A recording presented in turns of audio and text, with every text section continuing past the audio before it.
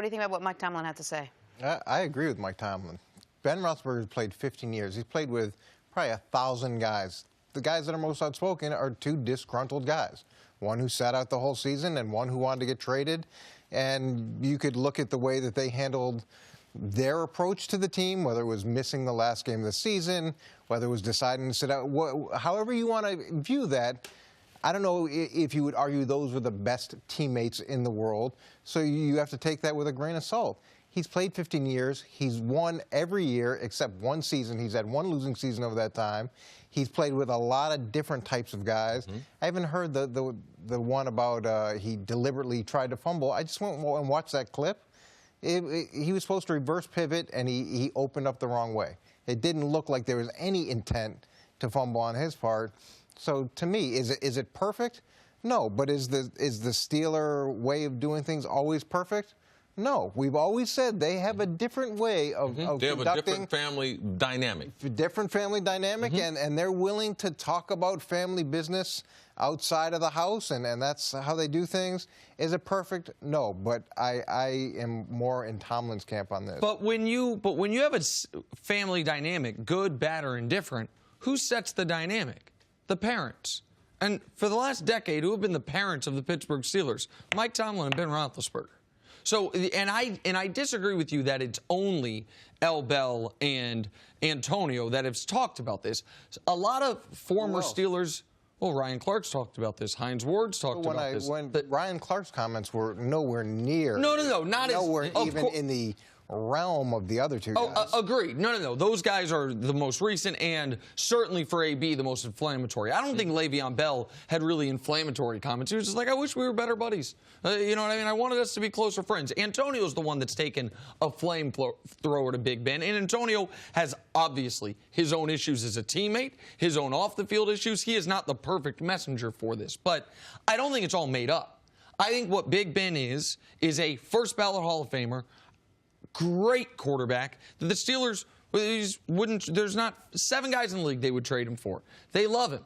They also know when he's not in the building, there's some extra maintenance that whether it's ego, personality, or just the way he thinks, maybe he thinks this is how I lead, that is going to come into play that does not come into play with Eli or Brady or a lot of our other quarterbacks that seem to handle their business in a more typical quarterback professional manner. But Tomlin's doing what he has to do, which is protect his guy. Tomlin's always kept his side of, I will always protect my players. Now, Big Ben hasn't always kept his side of, I will always protect my coaches. But Tomlin understands that's the cost of doing business with Ben Roethlisberger. And in large part, that's business, to quote Antonio Brown, has been booming the last decade, so it's been worth it. My experience with NFL players, especially ones that have been inside that locker room, they understand the dynamic. I put a lot of weight in what they say. I forget all the people on television, whatever their opinions are about Ben Roethlisberger and Pittsburgh and what they got going on, forget all of them. Like, disregard all of them. I'll disregard Antonio and L. Bell because they were different in their approaches, but I will disregard all the information. Every great leader that I have seen, everyone would always question something about him. LeBron James every day of the week. I believe LeBron's a great leader. I talk to his teammates, people that won with him. Man, I believe LeBron's a great leader. I believe Tom Brady's a great leader. But there are complaints about both of them. There's complaints about LeBron. There's complaints about Tom Brady and his leadership. When they get rid of all these players in New England, why doesn't Tom ever say anything? When they bench Malcolm Butler and jeopardize his chance to win the 6th Super Bowl, why didn't Tom Brady say something? He didn't say anything until after the fact. So great leadership, still question. I believe Ben is a good leader. But there have been things that he has done that you can question. Great leadership doesn't come without being tested or questioned. So us saying that Ben Roethlisberger, we're not talking about how he played on the field. He's a tremendous football player. He's always there when you need him, has been there in big game situations, has the longevity, all those things.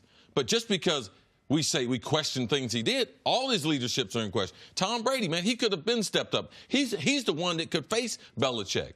He won one argument, the Jimmy Garoppolo thing. That was the only time because that had to do with him. But no one else he stepped up for. He just allowed a guy, Wes Welker, best friend, let him go. Gronk, if Gronk had a new contract, Gronk wouldn't be retiring. but because of the way they've done things there, so we can't expect always for people to have great leadership that people won't question them once they're out the door, Coach. And what everybody forgets is a locker room is a very diverse community. It's diverse culturally, it's diverse in terms of the age, it's where people come from, so not everybody is going to relate Coach, to in an people NFL the same locker way. room, wouldn't you say there's a lot of cliques? Like there's like 5 to 7 like different cliques or groups of guys. And sometimes they're radically different. There's guys that are extremely religious. There's guys that really like the nightlife. There's the ones that are trying to figure out how they fit in. There's certain parts of the locker room they call the suburbs. They call one end the high-end district. One end they call the projects. The people that make a ton of money. Yes. The people that don't make very much People don't money. clean up themselves. So there are a lot of different groupings inside What was the of last that. one? Clean up their area. Clean up their area around their They're locker. not clean. Yeah. Yeah, and you're trying to navigate through all those things. And look, at the end of the day, it's called leadership, not friendship. And you're not gonna necessarily endear yourself to everybody in the room. But at the end of the day, you're trying to get everybody to go in the same direction. And people approach it differently. Look, if Bill Belichick wasn't winning the way he was winning, and I was with him when he was in Cleveland and he wasn't winning, they didn't like his leadership very much.